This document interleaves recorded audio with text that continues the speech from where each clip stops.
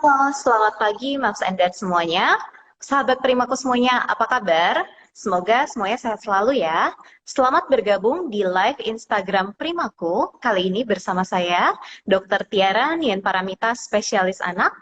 Pagi ini kita akan live membahas tema cegah anak obesitas dengan gerak. Nah, bulan ini merupakan bulan anniversary Primaku yang kelima. Jadi, ada banyak sekali aktivitas, kompetisi, dan konten edukatif. Jadi, pantengin terus konten dan acara-acara menarik di Primaku. Nah, kebetulan hari ini juga merupakan Hari Anak Nasional yang jatuh pada tanggal 23 Juli. Jadi, pada hari ini terutama akan ada banyak rangkaian acara IG Live Primaku yang sangat spesial sekali. Dimulai dengan IG Live hari ini, sekarang, jam 9, kemudian akan ada IG Live kedua pada jam 5 dan jam 7 malam. Jadi, Moms and Dad semuanya jangan kelewatan ya.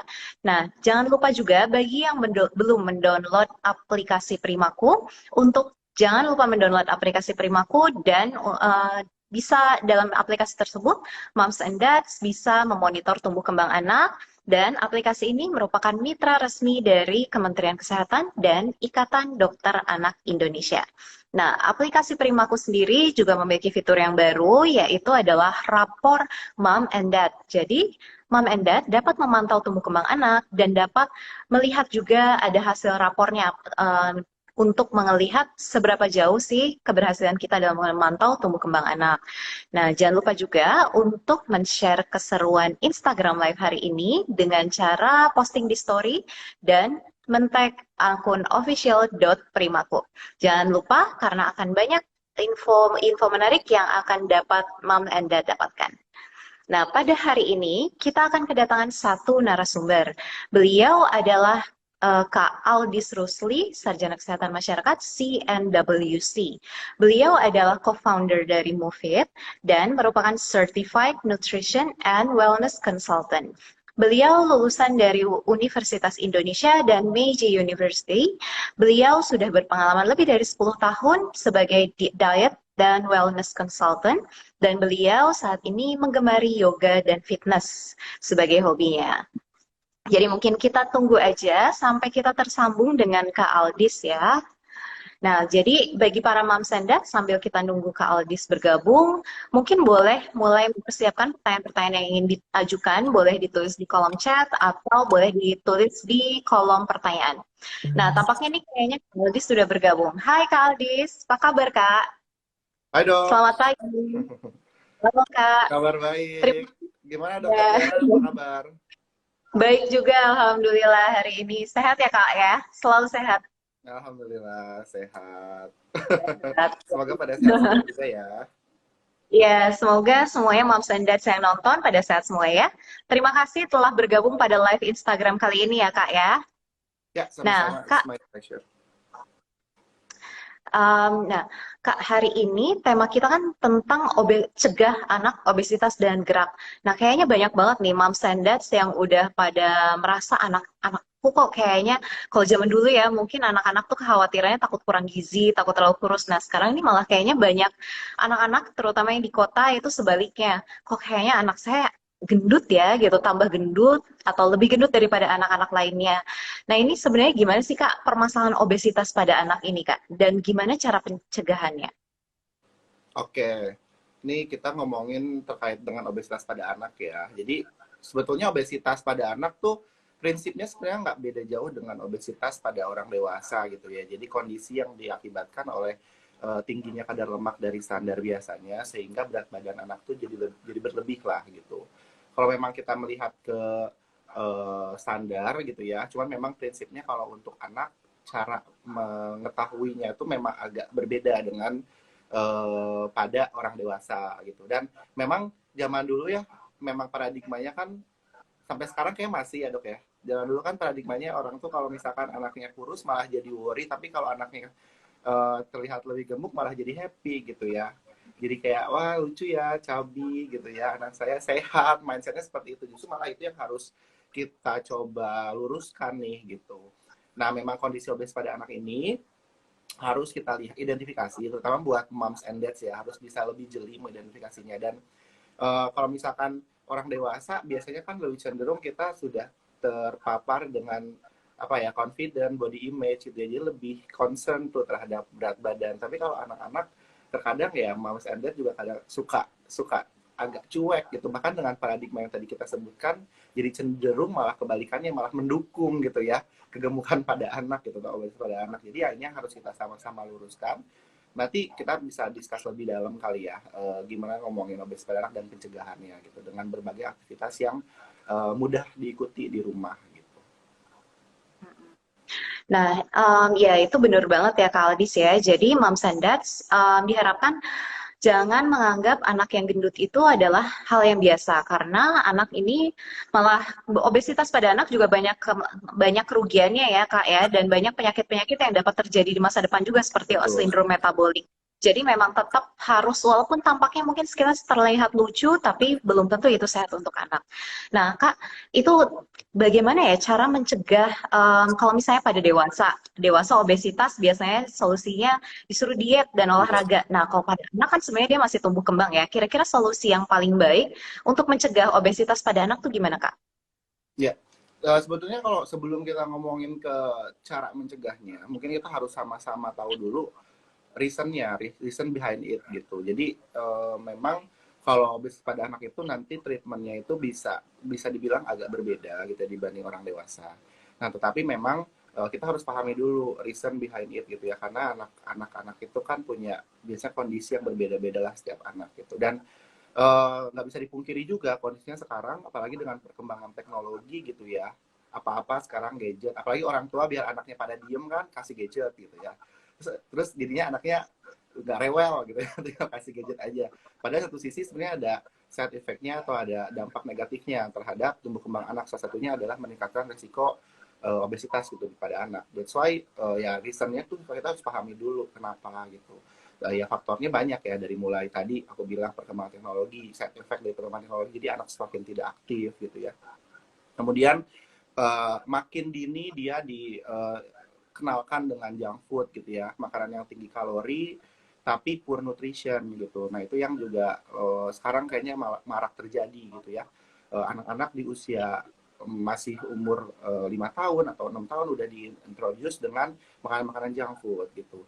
Dan yang sebenarnya juga cukup miris adalah orang tua juga sebagai role model gitu ya. Orang tua sebagai role model karena mungkin karena memang orang tuanya juga perkembangan atau data obesitas di Indonesia ini di orang tua semakin tinggi gitu ya.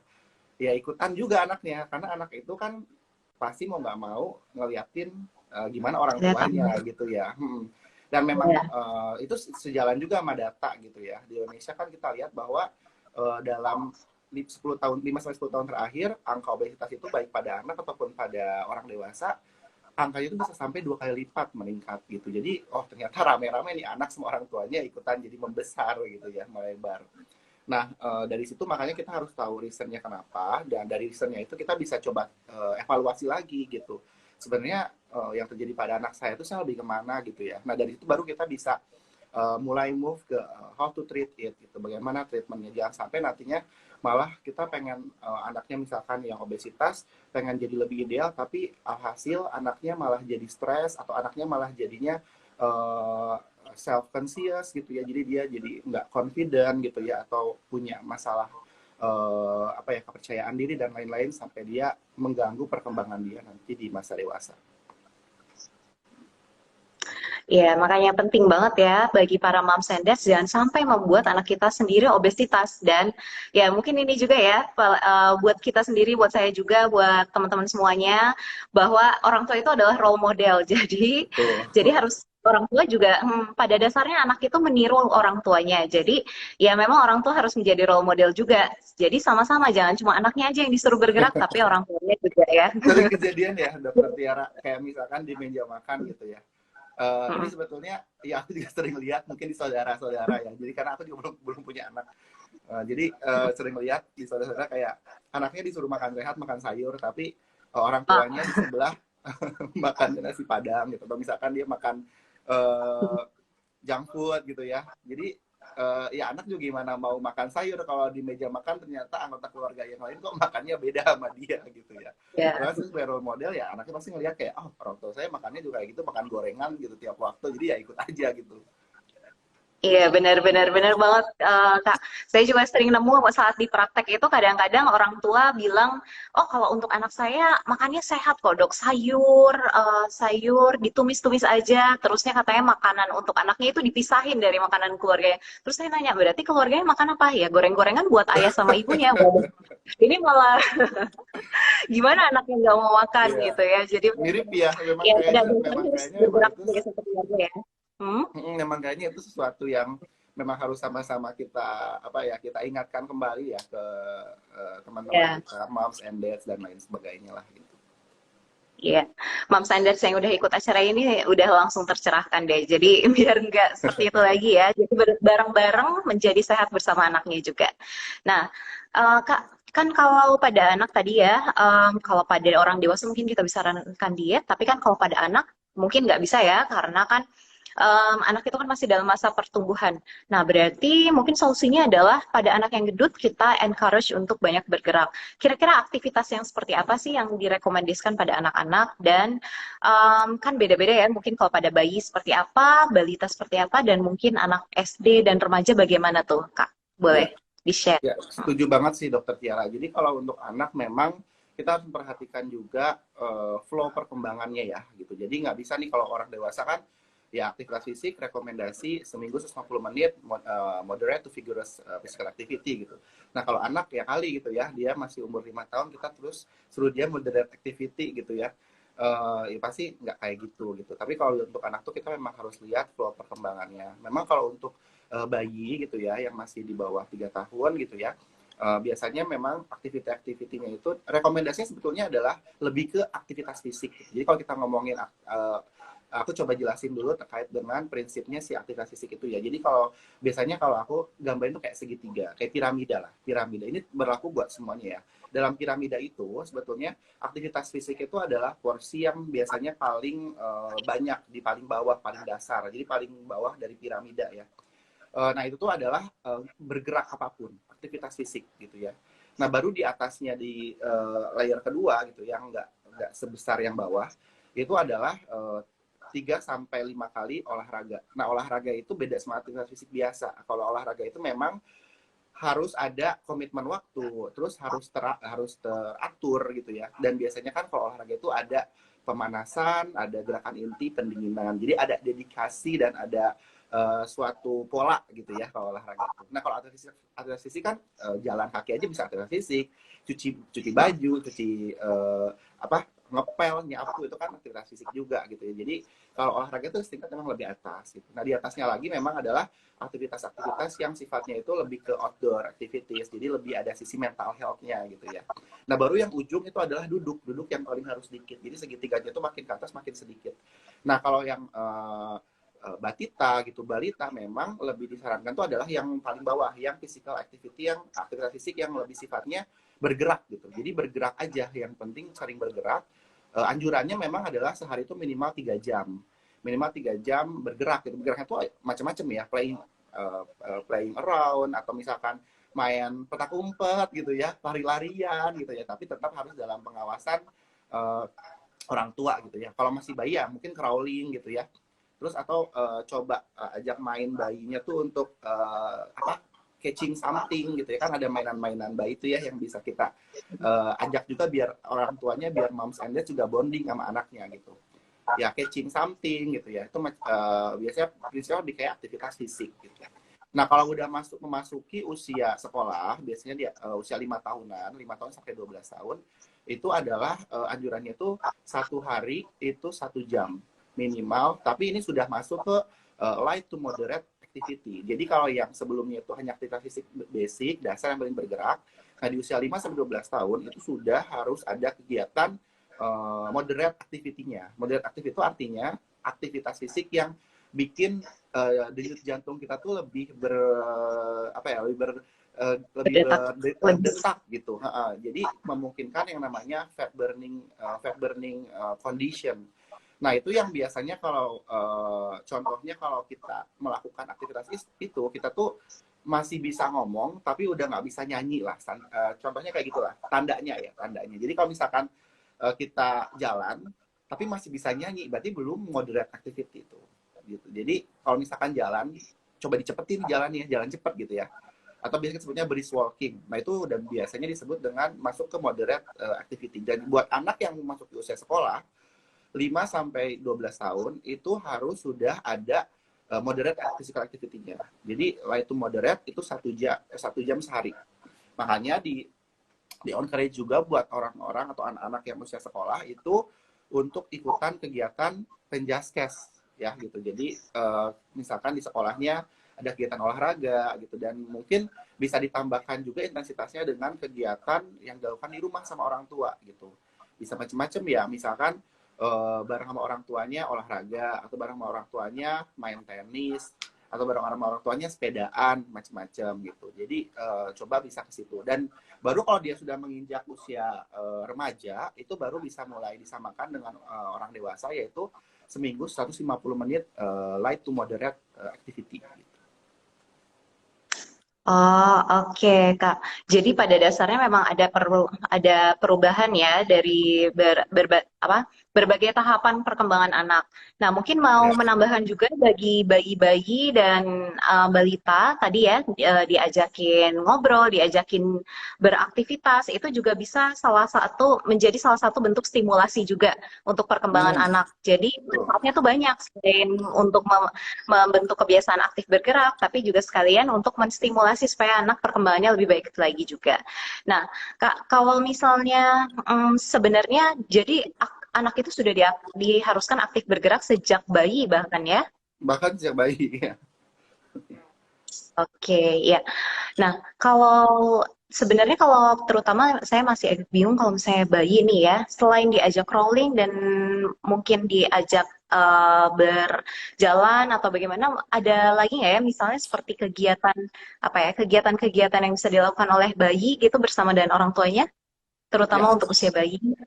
Hmm? ya, banyak sih sebetulnya. Jadi nggak harus kita ngomongin bergerak itu ya jalan atau crawling ya. Playing with objects juga sebetulnya kan itu adalah salah satu kegiatan yang bisa melatih movement si anak gitu. Karena kan yang namanya aktivitas fisik itu nggak harus kaki kita yang bergerak ya. Maksudnya tangan bergerak pun itu kan sebenarnya ada aktivitas fisik. Kayak misalkan playing with object gitu ya, punya sama mainan-mainan seperti cube gitu ya, atau misalkan triangle gitu ya, yang bisa dimain-mainin sama anak, digerak-gerakin sama anak, itu juga bisa gitu ya. Atau misalkan even sambil di kasur aja, sambil berbaring gitu ya, kita bisa ngajakin anak buat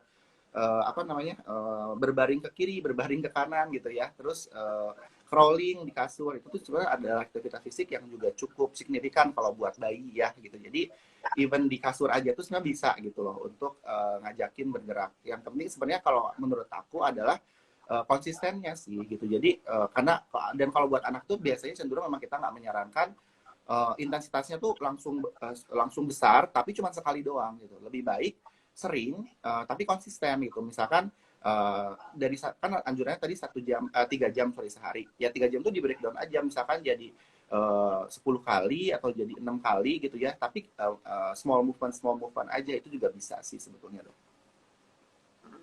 Jadi yang paling penting memang prinsipnya adalah rutin ya. Jadi jangan sekali heboh, tapi habis itu nggak dilakuin lagi ya. Iya betul. Iya, biasanya kan kayak gitu tuh, semangat pas lagi weekend, aduh pas weekday udah males. Nah, tapi enggak ya, tapi kalau Saya udah misalnya ini curcol ini. Kalau weekend kayaknya semangat, tapi pas weekday, aduh males. Jadi dilakukan setiap hari ya Kak ya. Setiap hari sedikit-sedikit nggak apa-apa, tapi yang penting rutin. Nah, ini mungkin bisa juga nih moms and dads juga sekalian membentuk kebiasaan yang sehat. Jadi biar olahraga bersama anaknya ya. Nah, Kak, kalau misalnya obesitas ini, boleh nggak kadang-kadang orang tua itu suka bilang kalau misalnya sekarang kan masih kecil anaknya, kasihan kalau misalnya diajak terlalu banyak olahraga atau disuruh banyak aktivitas, biarin aja. Nanti mungkin saat dia SD atau saat dia remaja gitu, baru mulailah kan disuruh bergerak gitu. Nah, sebenarnya sebaiknya boleh nggak sih seperti itu Kak? Apakah Atau mungkin harus dari sekarang banget nih, dari usia dini gitu? Atau nanti aja lah pas dia remaja gitu? Ya. Nah, itu juga mungkin menurut aku sih paradigma yang kita harus sama-sama luruskan ya di momen ini gitu ya. Mari kita coba sama-sama luruskan. Jadi justru ketika anak itu dari dini itu mulai dikenalkan dengan aktivitas fisik, kita nggak ngomongin langsung olahraga karena tadi saya bilang juga kan memang harus mengikuti flow perkembangannya. Jadi kita ngomongnya basicnya dulu lah aktivitas fisik gitu ya, bergerak. Semakin dia diperkenalkan lebih dini dengan bergerak atau aktivitas fisik, justru malah merangsang pertumbuhan otot dan juga sendi-sendinya dia gitu. Jadinya ketika dia diperkenalkan dengan gerakan yang lebih intensitasnya lebih tinggi, kalau kita ngomongin mungkin olahraga gitu ya, dia bisa lebih performing dan bisa lebih ready gitu, bisa lebih siap.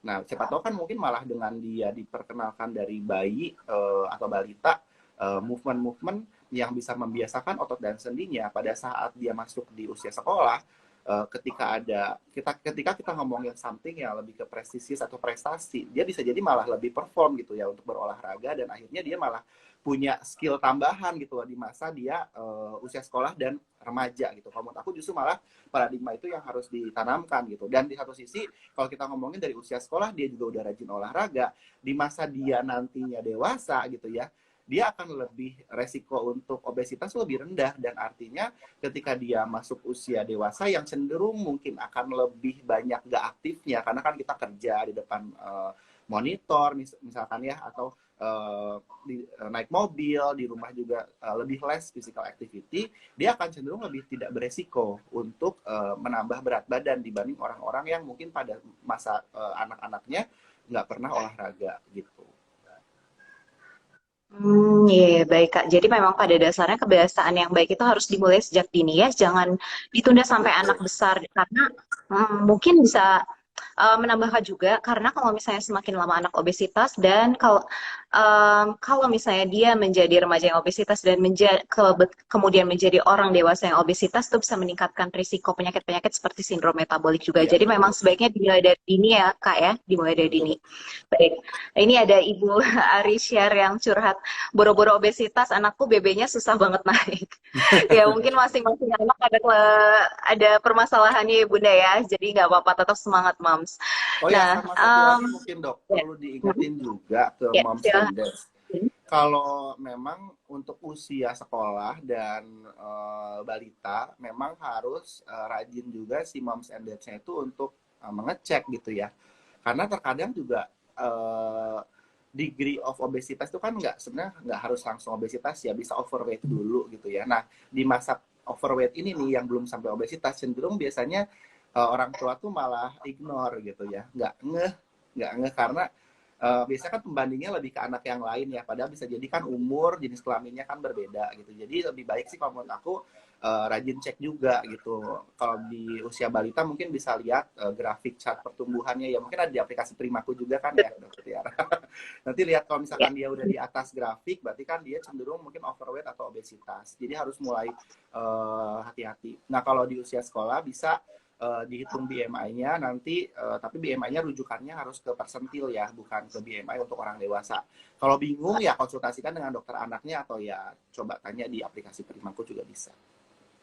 Ya, betul. Jadi sekalian mengingatkan juga kepada moms and dads yang belum download aplikasi Primaku. Jadi di aplikasi ini kita bisa memantau tumbuh kembang anak. Jadi mom and dad tinggal input aja tinggi badan, berat badan, lingkar kepala anak setiap bulannya. Nah, nanti akan kelihatan tuh di grafiknya seperti apa. Kalau pilihan lainnya adalah bisa menggunakan buku KIA juga bagi moms and dads yang punya buku KIA. Jadi di situ bisa kelihatan tuh kalau misalnya trennya semakin menaik, semakin meningkat, itu hati-hati karena bisa jadi berisiko untuk terjadi obesitas. Nah, nah Kak, sebelum kita berlanjut ke sesi tanya jawab, ini sebenarnya udah banyak banget yang nanya ya. Mungkin ini mau mau tips and trick nih, Kak. Jadi katanya bagaimana sih mengatasi anak-anak yang mungkin mager gitu, yang nggak mau nurut. Jadi apa tips mengatur aktivitas gerak dan nutrisi serta makan buat anak, terutama kalau misalnya anaknya itu nggak mau nurut, gimana tuh Kak? Ada tips and tricknya nggak? Iya. Kalau sebetulnya prinsipnya harus tahu dulu, mungkin prinsipnya memang kalau untuk dia obesitas prevention gitu ya, atau mencegah obesitas, Sebenarnya kalau buat anak tuh aku biasa bilang cegah obesitas sama memang mentreatment obesitas itu aku samakan gitu ya, karena ujung-ujungnya adalah ya coba perbaiki polanya gitu, baik itu pola makan maupun ya pola aktivitas fisiknya gitu. Memang kalau untuk anak challenge-nya adalah ya bisa jadi anaknya rebel ya, atau misalkan susah gitu. Tapi memang biasanya pun susah atau rebel kayak gitu tergantung pada awalnya kayak gimana. Contohnya nih ya, misalkan anak nggak mau makan sayur gitu ya, bisa ternyata ya banyak penelitian yang nyebutin bahwa ketika anak itu nggak mau makan sayur, biasanya itu karena di rumahnya itu jarang disediain sayur gitu loh. Atau bisa jadi karena memang pada saat introduction makanan, dia tuh jarang banget terpapar dengan sayur. Jadi pada saat palatnya atau lidahnya itu udah indera pengecapnya udah mulai berkembang, sayur itu kan memang ada bitter taste ya, ada rasa pahit-pahitnya. Dia tuh kaget, dan alhasil jadinya ignore tuh, nggak mau sayur. Padahal sebenarnya kalau dari awal gitu ya udah mulai diperkenalkan dengan sayur sedini mungkin gitu ya, mungkin pada saat MPASI-nya dicampurkan sayur, justru malah bisa jadi dia lebih nerima gitu loh. Nah jadi sebenarnya ya anak gak nurut atau anak rebel itu harus dilihat juga sebenarnya akar permasalahannya dari mana ya nggak sih Dokter Tiara gitu. Jadi jangan menyalahkan anak gitu ya, tetap menurut Mam SD yang harus refleksi gitu ya.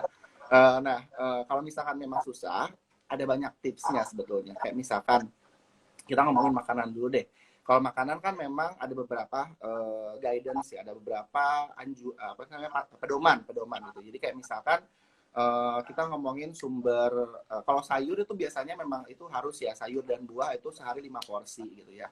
Jadi bisa di satu porsinya seberapa banyak? Biasa aku bilangnya kalau buat anak-anak itu satu porsi itu secangkir lah gitu. Jadi seporsi cangkir. Jadi ya kalau misalnya sehari ya usahain ada sekitar 5 cangkir gitu ya. Dia bisa konsumsi sayur dan buah-buahan.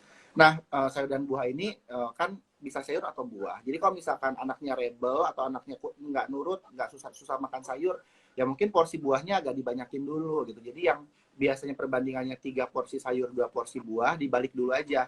3 porsi buah, 2 porsi sayur. Jadi kan anak biasanya kalau buah tuh lebih nerima, karena kan rasanya lebih manis ya. Kalau sayur kan memang ada bitter taste-nya. Contohnya kayak gitu. Jadi bisa atau kalau bisa juga sayurnya disembunyiin tuh gitu ya. Jadi disembunyiin di makanan-makanan, di olahannya tuh dibikin lebih tersembunyi. Misalnya sayurnya dicacah, dimasukin ke perkedel gitu ya, atau dicampur dengan olahan lain, campur dengan daging. Jadi anak juga nggak ibaratnya kayak masih tetap dapat asupannya, tapi dia nggak yang nolak juga gitu. Itu contohnya. Terus misalkan untuk sumber protein itu kan memang dianjurkan adalah lean protein ya, atau protein yang rendah lemak. Contohnya apa sih? Misalkan daging unggas atau daging ayam, daging bebek gitu ya, yang tidak digoreng. Atau misalkan telur gitu ya. Terus red meat sama proses meat aku agak tidak menyarankan gitu ya. Kalau misalkan mau dilimitasi aja atau dibatasi aja jumlahnya gitu ya. Proses meat kan kayak misalnya sosis atau cornet atau apa sih namanya, bacon dan lain-lainnya, itu aku saranin memang dilimitasi lah gitu, karena tinggi garam biasanya. Nah kalau untuk ikan disarankan memang seminggu itu at least ada 2 kali minimal oily fish ya, kalau buat anak-anak itu kayak salmon, makarel gitu ya, karena biar mendukung perkembangan dari otaknya juga kan, karena tinggi omega 3, omega 6 dan omega 9 biasanya. Itulah overall. Jadi intinya sebenarnya kalau misalkan dari yang nggak nurut itu ya be kreatif aja sih, moms and dad. Pertama coba tilik akar permasalahannya, kemudian coba being kreatif. Banyak kok tips-tipsnya kayak tadi yang aku mention ya. Kalau olahraga, jadi kita ngomongin makanan. Sekarang kalau olahraga tipsnya macam-macam ya. Kita bisa lihat mereka tuh sukanya apa. Dari kesukaannya dia kita bisa pilih, oh sukanya apa ya, coba starting with something yang mereka suka. Jangan dia nggak suka bulu tangkis gitu ya anak, terus dipaksa olahraga bulu tangkis, atau dia nggak suka lari dipaksa harus lari gitu. Itu kan jadinya malah anaknya juga stres gitu. Jadi memang coba kalau untuk aktivitas fisik aku saranin lihat dari mereka tuh sukanya apa sih gitu. Dari situ dulu sih biasanya akan lebih mudah tuh untuk diikutin. Nah overall buat semuanya, tips aku adalah kalau anaknya nggak bisa nurut atau susah diatur, orang tua harus jadi role model. Balik lagi ke yang tadi Dokter Tiara yang awal. Jadi ketika orang tua jadi role model, itu tuh jadi membiasakan juga karena anak itu kan peniru ulung ya. Jadi ketika Betul. dia rebel atau gimana, orang tuanya tuh kayak gitu terus lama-lama dia juga bakalan ngikutin kok gitu. Jadi kalau misalkan tadi tips-tips yang lainnya itu udah dijalankan, balik lagi yang paling penting adalah orang tua harus jadi role model. Mungkin itu kali ya kalau dari aku untuk menerapkan beberapa tips dengan cara yang bisa lebih aplikatif buat anak gitu. Ya, setuju banget Kak Aldis. Jadi memang pada dasarnya tadi itu ya, anak itu adalah penurut ulung. Jadi kalau misalnya nggak nurut, mungkin orang tua coba aja dulu mencontohkan gitu ya, Betul. menjadi role model bagi anak. Sebenarnya pada dasarnya anak itu kan merupakan um, anak itu sangat curious gitu ya, sangat Serius. penasaran dan sangat ingin tahu. Jadi kalau misalnya orang tuanya menjadi role model dan mencontohkan, nah anaknya insya Allah pasti akan meniru juga sebenarnya ya, bakal ikut-ikutan juga. Mama ngapain tuh? Iya. Oh, mama olahraga gitu ya.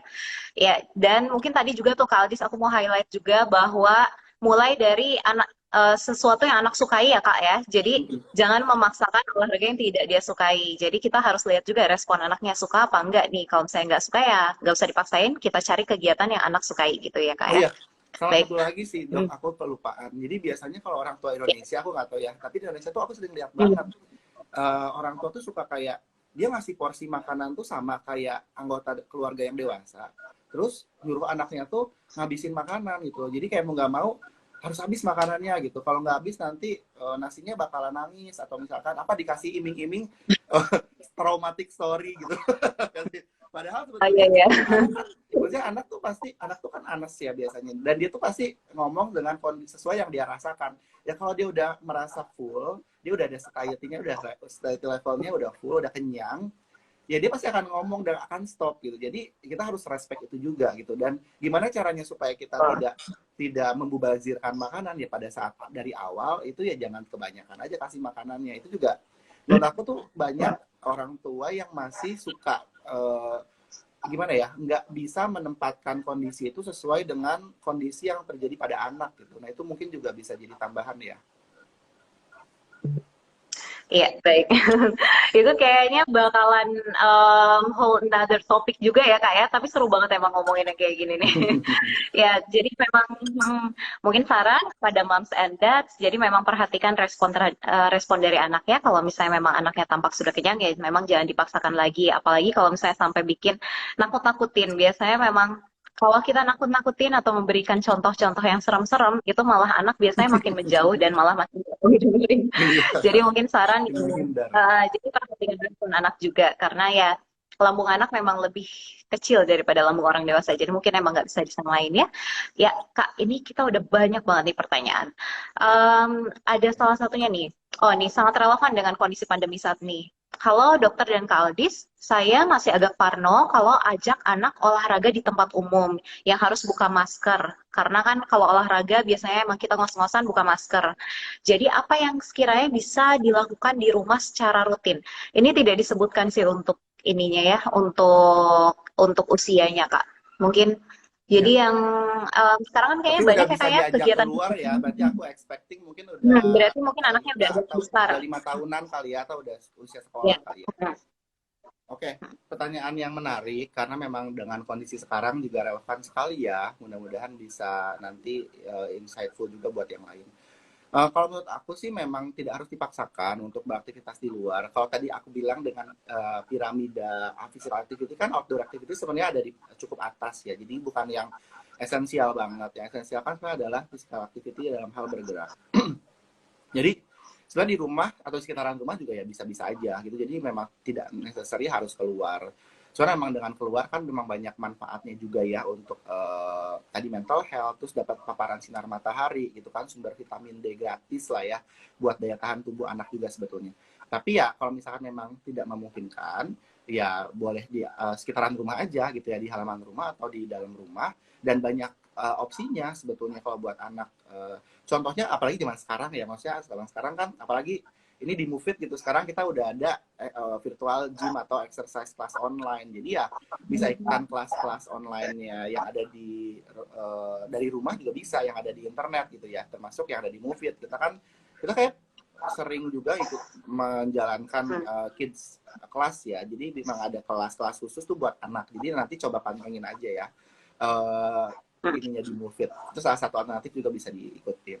Kalau misalkan masih bingung dan misalkan pengen ini kayaknya orang tuanya nih yang pengen keluar ya gitu tuh ngajakin anak gitu ya, ya udah keluar nggak apa-apa, tapi yang penting ya protokol tetap dijalankan aja. Kalau misalkan lari pun menurut aku sih kalau outdoor activities mungkin paparannya akan lebih rendah, atau nanti mungkin dokter Tiara bisa menambahkan ya terkait dengan paparan COVID ini ke anak-anak. Aku memang nggak gitu mendalami. Tapi kalau memang untuk olahraga, selama itu belum yang moderate physical activity, masih masuk yang light gitu ya, ya dia pakai masker juga nggak apa-apa gitu, masih bisa gitu. Jadi kalau misalkan masih cuman jalan kaki, itu kan sebenarnya light ya, jatuhnya light activity, ya coba aja dia tetap diajakin, bukan yang harusnya dia olahraga sampai ngos-ngosan gitu ya, sampai keringetan basah kuyup, nggak harus kok gitu. Jadi jangan jangan jangan put that standard to height juga buat anak-anak kita gitu ya. Ya kalau orang tuanya mau ngos-ngosan atau mau berkeringat basah kuyup silahkan, tapi kalau anak menurut aku sih ya jangan selalu disamakan gitu. Mereka dengan light activity aja udah cukup kok gitu. Paling dari aku itu aja. Oke. Ya, ya, terima kasih banyak Kak Aldis. Ya memang sekarang angka COVID lagi meningkat lagi ya, jadi memang moms and dads harus waspada juga. Saya setuju juga dengan Kak Aldis bilang, jadi kalau misalnya masih light exercise, itu sebenarnya masih nggak apa-apa pakai masker. Mungkin kalau misalnya sudah moderate to heavy exercise, ya memang kayaknya agak mas-masan dan perlu lepas masker. Tetapi memang tetap anak tetap harus dipajankan terhadap sinar matahari ya, karena baik untuk produksi vitamin D-nya. Jadi upayakan memang tetap keluar rumah, tetapi memang harus diatasi ininya. Tapi harus tetap menerapkan protokol kesehatan Oke. dengan memakai masker yang benar. Ya. Nah, Kak, ini ada pertanyaan yang menarik juga nih dari akun @watches.id. Kalau sudah aktivitas fisik, anak saya suka mengeluh pegel-pegel sampai nggak bisa tidur. Nah, terus jadinya katanya anak usia 5 tahun jadi terbiasa dipijet deh, aman atau enggak? Nah iya nih Kak, kadang-kadang kan banyak yang merasa pegel-pegel banget sampai sakit badannya setelah habis olahraga. Itu sebenarnya normal apa enggak? Bahkan ini sampai nggak bisa tidur. Gimana nih Kak mengatasinya? Ya, kalau misalkan sakit-sakit setelah berolahraga itu memang wajar ya. Maksudnya itu umum gitu ya. Kita sebutnya biasanya DOMS gitu ya, delayed onset muscle soreness. Jadi memang kalau ada ibaratnya ada pressure yang lumayan besar dari biasanya, kita akan mengalami micro tears atau ibaratnya kayak ototnya tuh pecah-pecah, mikroskopik tuh pecah-pecah fiber ototnya gitu. Tapi bukan artinya jadinya ototnya pecah gitu, bukan. Cuman jadi kayak ada ya pecah-pecah dikit, tapi itu tuh sebenarnya nanti akan terrebuild atau akan terbentuk kembali. Nah kalau buat anak-anak, aku saranin memang jangan terlalu banyak ini ya. Itu kan tandanya kalau DOMS itu berarti kan dia banyak pressure di otot ya. Jadi ya jangan, kalau buat anak-anak memang anjurannya itu adalah olahraga itu aerobik dan beberapa kegiatan stretching ya. Misalnya kayak kalau untuk yang weight training atau strength biasanya itu tuh baru bisa diperkenalkan tuh di usia sekolah. Jadi 6 sampai 12 tahun itu boleh, itu pun dengan intensitas yang sebenarnya masih light ya gitu. Tapi kalau misalkan di bawah 6 tahun atau 5 ke bawah, memang lebih fokusnya tuh di aerobik dan aktivitas fisik lah. Misalnya yang tadi bergerak. Nah kalau misalkan anak Contohnya ternyata gimana nih? pegel-pegel dan bahkan sampai nggak bisa tidur, bisa jadi mungkin intensitasnya terlalu tinggi gitu ya. Maksudnya ketika olahraga tuh, olahraganya ngapain tuh harus di-review dulu. Karena aku juga nggak tahu ya ngapain gitu ya. Itu harus di-review dulu kenapa gitu. Bisa jadi intensitasnya mungkin terlalu tinggi gitu ya. Dan kalau memang intensitas terlalu tinggi, coba tadi prinsipnya adalah balik lagi ke yang tadi, coba ajak untuk bergerak dulu aja gitu. Misalkan jalan kaki gitu ya, atau kegiatan-kegiatan yang ringan ya, olahraga-olahraga yang ringan kayak bersepeda, tapi yang tidak perlu harus incline atau kecepatannya juga nggak harus tinggi gitu. Jadi coba diturunin aja intensitasnya sih kalau menurut aku ya. Kalau misalkan masih ada keluhan seperti itu ya nanti tinggal coba konsultasikan dengan dokter ya. Takutnya kan juga ada masalah di sendi atau di ototnya dia. Tapi kalau misalkan kondisinya seperti ini sekarang, menurut aku sih coba intensitasnya dikurangin aja, lebih direndahkan. Terus kalau misalkan dipijat gimana sebenarnya?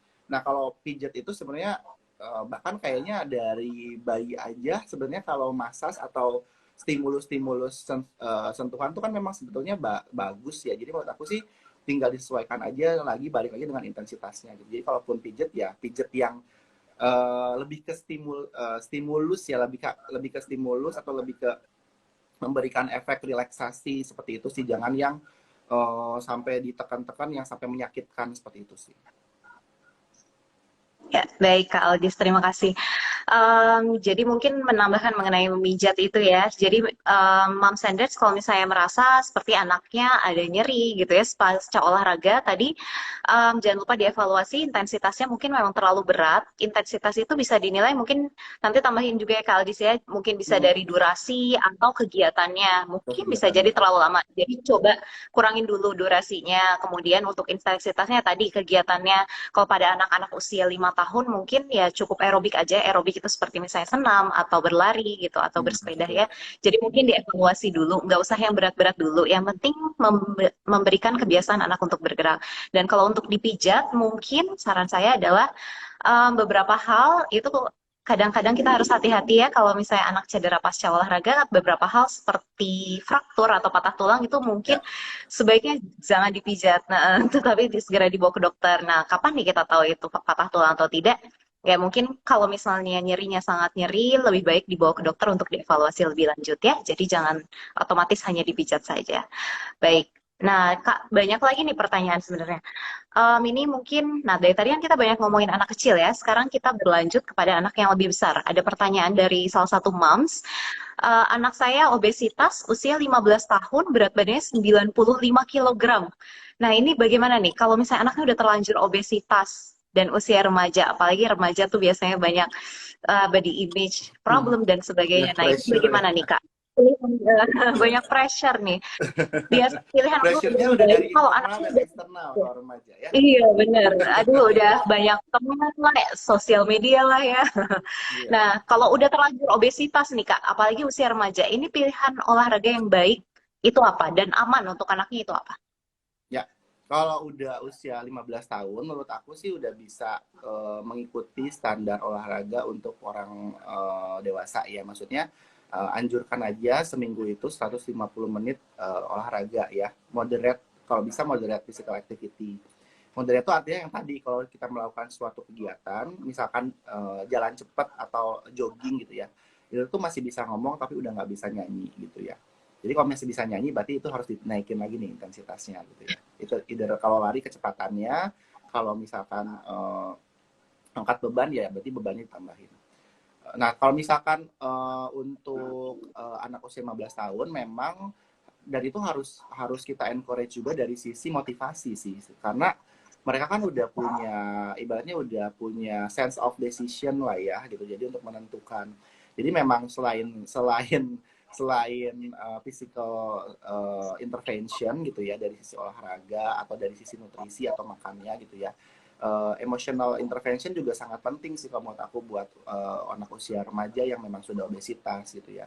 Jadi gimana kita bisa memotivasi dia menjadikan apa ya, healthy lifestyle itu sebagai sesuatu yang konsisten buat dia, itu sangat penting sih menurut aku. Dan jangan jangan framing itu jangan negatif. Biasanya gini, kalau ada penelitiannya kok, kalau misalkan orang yang obesitas, ketika kita kasih framing yang negatif gitu ya, jadi misalkan jangan ini jangan itu, kamu kalau obesitas ditakut-takutin bakalan gini bakalan gitu, sama yang lebih motivating framingnya. Framing motivating tuh jadi lebih encouraging ya, jadi kayak misalkan eh, kamu kayaknya akan lebih happy deh kalau olahraga, kamu kayaknya akan lebih seger deh kalau olahraga, kamu kayaknya kalau turun berat badan segini bakal lebih seger deh, lebih kayaknya bakal lebih confident deh. Itu kan framingnya lebih motivating, lebih positif ya, biasanya akan cenderung suksesnya tuh lebih besar gitu, lebih besar kemungkinan sukses untuk orang-orang yang dikasih framing positif sama orang-orang sekitarnya. Nah itu juga menurut aku sih sangat penting. Jadi selain physical intervention itu nanti bisa sama ahli gizi atau sama dokter gitu ya.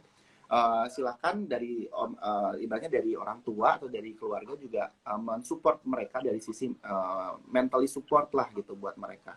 Dan tentunya kalau misalnya itu udah mulai dari sekarang diterapkan, justru lebih earlier is better ya. Jadi semakin kita notice, semakin kita mulai terapin, makin cepat juga untuk dia bisa catch up dengan kondisi badannya sebelum dia nanti makin, ibaratnya kayak makin besar, makin terpapar dengan, ya maksudnya yang masih sekolah kan masih mending ya, dia physical activity-nya masih bisa memungkinkan lebih lebih sering dibanding orang-orang yang udah kerja kan gitu. Waktunya tuh lebih leluasa. Nah, itu menurut aku sih earlier is better. Oke, terima kasih banyak Kak Aldis. Wah, bermanfaat banget ya hari ini ya. Saya rasa saya banyak banget belajar, Moms and Dads juga. Mudah-mudahan semuanya yang hari di sini tuh udah banyak banget bisa belajar mengenai obesitas pada anak dan bagaimana sih cara bergerak yang aman untuk anak ya dari berbagai usia. Gitu. Nah, Kak Aldis, sebelum kita mengakhiri live kita, mungkin aku mau minta nih, kayak take home message, final message dari Kak Aldis untuk Moms and Dads sekalian yang pada ikutan Instagram live kita hari ini. Oke, wah, take home message-nya kalau menurut aku sih gini, yang pertama adalah kita sebagai orang tua gitu ya, moms and dads, yang pertama harus refleksi ke kita sendiri gitu, itu yang paling penting. Karena kan yang tadi ya, orang tua sebagai role model, bagaimana kita bisa ibaratnya membuat situasi rumah atau keluarga itu menjadi kondusif untuk hidup sehat gitu. Jadi coba pertama itu paling penting adalah ya refleksi ke diri sendiri gitu. Yang kedua, untuk anak-anak gitu ya, tidak sebatas, menurut aku tidak sebatas intervensi makan atau olahraga aja. Yang terpenting itu sebenarnya adalah emotional support. Nah, emotional support itu yang menurut aku sih bisa mendasari ya kesuksesan pencegahan dan juga treatment obesitas pada anak. Yang ketiga, yang tadi ya kalau untuk olahraga sebisa mungkin diterapkan sedini mungkin dengan memperhatikan flow perkembangan anak gitu. Dan untuk pola makan sebisa mungkin juga untuk anak coba untuk terapkan gizi seimbang sedini mungkin dengan panduan pola makan yang sehat ya, banyak kok di internet atau bisa konsultasi sama ahli gizi atau sama dokter juga boleh, berbagai macam pedoman-pedomannya, tapi yang basic sebenarnya adalah yang tadi aku sampaikan di awal, orang tua sebagai role model, refleksi ke diri sendiri, dan mentally support ya buat anak. Oke, terima kasih banyak Kak Aldis. Nah, demikian akhirnya demikian live Instagram kita pada siang hari ini. Semoga Moms and Dad semuanya dapat belajar banyak ya. Nah, sebelum saya menutup live ini, mau ngingetin juga bahwa jangan lupa mendownload aplikasi Primaku untuk monitor tumbuh kembang anak yang merupakan mitra resmi dari Ikatan Dokter Anak Indonesia dan Kementerian Kesehatan Republik Indonesia. Nah, jangan lupa update aplikasi Primaku karena sekarang ada fitur baru yaitu rapor orang tua. Oh ya, Kak, nanti katanya akan ada kelas baru ya dari Mufit. Jadi baby gym, kelas baby gym. Kita punya 40 voucher untuk mengikuti kelas perdana Mufit. Dan untuk mendapatkan vouchernya, Mom and Dad bisa pantengin terus fitur forum di Primaku. Mungkin tadi udah sedikit disinggung ya Kak ya tentang kelas baby gym ini pada Mufit. Jadi Moms and Dad semuanya bisa pantengin terus forum Primaku karena nanti bakal ada 40 voucher gratis. Wah. Nah, untuk Moms and Dads, ikuti semua rangkaian program Instagram Live Primaku hari ini. Jadi dimulai dari sekarang yang jam 9 ini, kemudian edisi spesial Hari Anak selanjutnya akan jam 5 dan jam 7 malam. Nanti akan ada info menarik dan kok ilmu yang penting banget untuk Moms and Dad semuanya. Jadi pantengin terus konten dan acara-acara menarik di bulan anniversary Primaku yang kelima. Stay tune. Akhir kata saya ucapkan makasih banyak. Tiara. Oh iya benar. Juga selain itu jangan ya. langsung olahraganya. Setuju Kak Aldis. Ini buat aku juga. Reminder buat kita semua ya. Ya, akhir kata saya ucapkan banyak terima kasih kepada Kak Aldis. Makasih banyak Kak udah bersedia menjadi narasumber hari ini. Semoga sehat selalu ya Kak ya. Dan sampai jumpa lagi di kesempatan selanjutnya. Makasih juga kepada Moms and Dads yang udah setia banget berpartisipasi secara aktif di IG Live kita hari ini. Sampai ketemu di live selanjutnya. Saya Dr. Tiara Nian Paramita, spesialis anak, selaku host undur diri. Selamat pagi. Wabillahi taufiq wal hidayah. Wassalamualaikum warahmatullahi wabarakatuh. Terima kasih semuanya. Happy weekend semuanya. Izin live.